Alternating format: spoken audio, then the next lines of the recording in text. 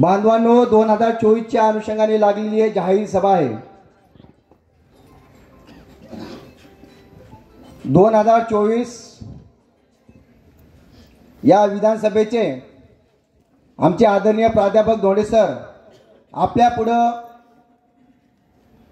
जवळपास 40 कलमाचा वचननामा आपल्या पुढे ठेवलेला आहे। बांधवांनो, आपल्याला मतदान करायचं आहे। आतापर्यंत 65 वर्ष ज्या प्रस्थापित घराण्यांना तुम्ही निवडून दिलंय, त्या 2 दिवसापासून चालू आहे सर। आता फक्त ग्रुप बघायचा आणि एखाद्याला 20,000 रुपये द्यायचे, त्याच्या खिशात टाकायचे पॉकेट आणि त्याला आपलंसं करायचं। बांधवांनो, एक लक्षात ठेवा, हे 5 वर्ष तुम्हाला विचारले का बाबा? हे 5 वर्ष तुम्हाला विचारत नाही, फक्त इलेक्शनच्या मतदानाच्या 2 दिवस अगोदर फक्त तुम्हाला विचारतात। मग याचा कधीतरी आपण विचार करणार आहोत की नाही? सर, आमच्या गावाचा काही विषय अलग नाही। जे लोहा कंधारमध्ये ते बघताय ना, ते जिथे आज पाईपलाईन झाली। बाबांनो, पाणी आलं का तुमच्या नळाला? जोरात सांगा, आलं का? मग हे कधी, हे फक्त 5 वर्ष आपण बोंब मारल्या, पण मतदानाच्या वेळेस विसरून चालल्या। काल इथं पाटलाची आमच्या सभा झाली। आका विकासावर मी हे करणार, मी ते केलं, हे केलं। बाबा, केलंच काय 65 वर्ष? 65 वर्षामध्ये विषय तेच आहे। काय? पाणी, रस्ता, रोड, डिपो शेतकऱ्याला भेटतो का टायमावर? शेतकऱ्यांचा डिपो गेला तर महिना 2 महिना भेटत नाही। मग हा विचार आपण का करत नाही मतदानाच्या वेळेस? हा विचार झाला पाहिजे ना। त्यावेळेस हे फोन उचलायला तयार राहत नाही। सर, आमच्या इथं शंकराना धोंडेच्या काळामध्ये तुम्हाला हा विषय आपण काढला होता। आमच्या या गोवळ्याच्या खोपऱ्यातून अशी पूर्ण कॅनल तर आमचं फिरवण्याचं पूर्ण प्लॅन तयार आहे, इन्स्ट्रुमेंट तयार आहे। मग आईला कुठं?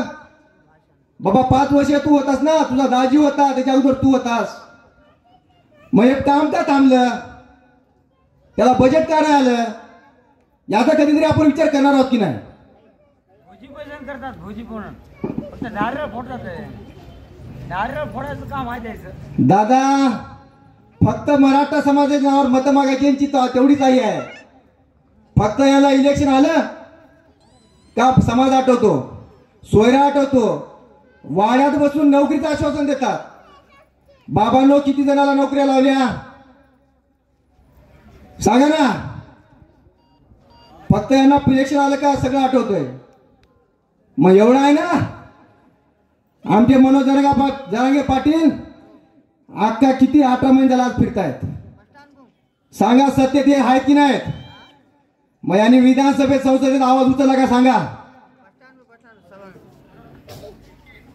उचलायचा तर आवाज नाही, पण दुसऱ्याच्या नावाने धोंडे फोडायचे। धोंडे असाच आहे, धोंडे तसाच आहे। अरे बाबा, तुमच्या जाती वाढला बी समजून सांगण्याची इच्छा आहे। अरे बाबा, कधीतरी टाळक्या ठिकाणावर ठेवा, विकासावर मतदान द्या ना। इलेक्शन आलं का फक्त जाता धरते का?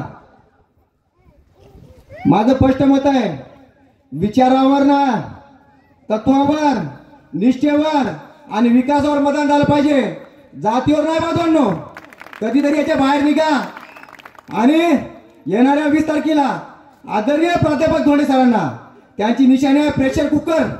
प्रेशर कुकरच्या पुढे बटन दाबून एकदाच बाबांनो तुम्हाला हात जोडून विनंती करतो, एकदाच फक्त 5 वर्ष संधी द्या। नाही दिली, देऊन आशीर्वाद द्या आणि 5 वर्ष तुमचं नाही काम झालं तर तुमच्या हातात आहे सगळं। काय यांच्या बापाची साथ भराय का? उठलं काय नाही तू भरायचं?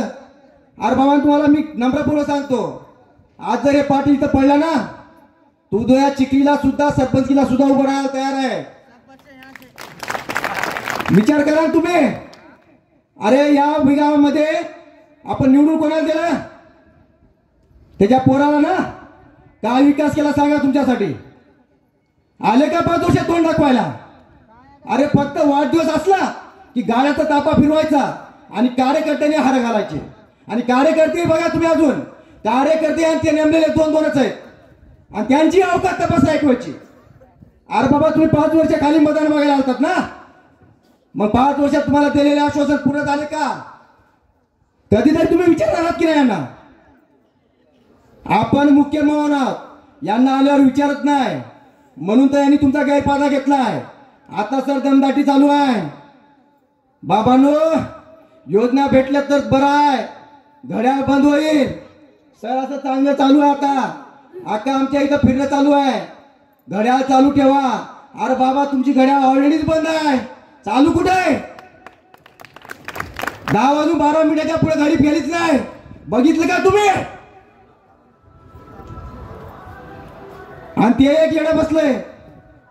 बाबांनो, त्याला आता भेटलेला माणूस नंतर कळणार कोण आहे म्हणून तू विचारतोय. मग अशा लोकांना निवडून देणार का तुम्ही? त्यांच्या भूलतापाला न बळी पडता एक वेळेस आदरणीय सुशिक्षित विद्वान आदरणीय प्राध्यापक धोंडे सरांना एकदाच तुम्ही विधानसभेत पाठवा. तुम्हाला अभिवचन देतो बाजूला. 287 आमदार बाजूला राहतील, पण अख्खा लोहा कंदाचा आवाज विधानसभेत गाजवणारा फक्त प्राध्यापक मनोहर धोंडे सर आहे. येणाऱ्या 20 तारखेला तुम्ही सर्वजण प्रेशर कुकर या बटनावर बटन दाबून सरांना आशीर्वाद देसाल अशी अपेक्षा आपल्याकडून करतो. आणि माझे मी 2 शब्द संपवतो. जय हिंद, जय महाराष्ट्र, जय शिवा, जय शिवराय. जास्तीचा वेळ घेणार, मी थोडकं बोलतो पण मोजकच बोलतो, नाही बोलला. खरं तर सांगायचं म्हणलं तर आता घड्याळ बंद पडणार आहे. घड्याचा काही विचार करू नका. खरं सांगायचं म्हणलं तर आज 65 वर्षापासून सत्ता आमच्या पाटील घराणेशाहीनंच भोगली, पण आमच्या विस्थापित घराण्याला मत वाऱ्यावर सोडून दिलं. अहो मला सांगा, आज जरांगे पाटलानं नको तिथं सभा घेतल्या, समाजाला पाठीमागे घेतलं, समाज एक उपाशापोटी हिंडला, पण एकही हरामखोर कुठेही पुढे येऊन समोर म्हणलं नाही की मी आता तुमच्यासाठी राजीनामे देतो आणि राजीनामे देऊन तुम्हाला आम्ही आरक्षणासाठी मदत करतो असं कोणी वरी हात केलं नाही मित्र. अरे सरांनी समाजाच्या 21 जाती ओबीसी मध्ये टाकल्या. अहो कुठं सरपंच नाहीत शेवटीचे सर.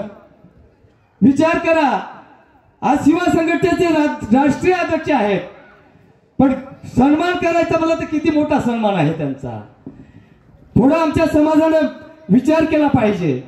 आपल्याला कोणाच्या तरी सोबत बसावंच लागणार आहे, कोणाच्या संगतीला सांगत सोबत राहावंच लागणार आहे, कोणाच्या तरी सोबत राहून आपलं हित करून घेणार आहे. त्याच्यासाठी माझी एकच कळकळीची विनंती आहे मराठा समाजांना.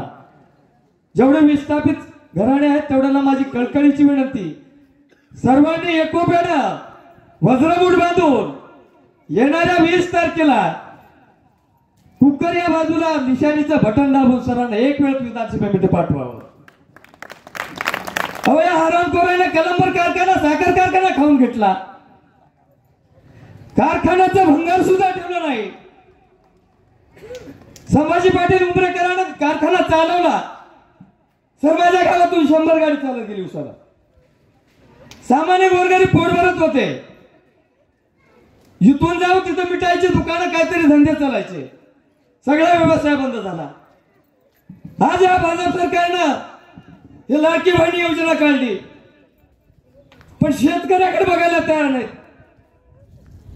आज सोयाबीनचा भाव 4000 रुपये झाला. एका बॅगचा खर्च लावा तुम्ही, एकरी 20,000, एका बॅगला 20,000 रुपये खर्च आहे. 5 एकरच्या वरचा शेतकरी नाही. 5 एकर सोयाबीन जर पेरलं तर 20-50 म्हणजे 1 लाख रुपये खर्च व्हायला. शिल्लक काय आहे? लाडक्या बहिणीला पैसे देऊन उपयोग काय आहे? हे 2 महिन्यात पैसे, आता एवढाच महिना पैसे नाहीत पुन्हा. हे घड्याळ त्याच्यामुळे आली इकडं. आणि घड्याळ आली कशामुळं? या मुस्लिम समाजाची वोटिंग होईना म्हणून घड्याळ हातात बांधली. म्हणजे कळकळीची विनंती आहे सगळ्याला. आबूभाई त्याच्यासाठी चालेल, हा जोडून विनंती आहे मुस्लिम समाजाला.